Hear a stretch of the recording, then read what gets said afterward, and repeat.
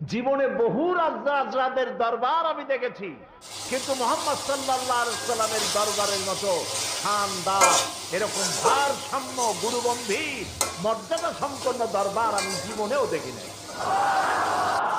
তার কোনো সিংহাসন নাই, সাধারণ মানুষের মধ্যে তিনি বসেন, নিজের জন্য আলাদা কোনো সিংহাসন নাই।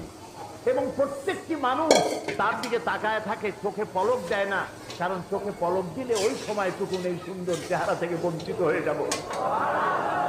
তিনি যখন উজু করেন, উজুর পানিগুলি কেউ মাটিতে গড়াতে দেয় না, সাহাবীরা পানিগুলি উঠায় নিজেদের গায়ে মাথায় নেয়। আমি এমন দরবার জীবনে কোথাও দেখিনি।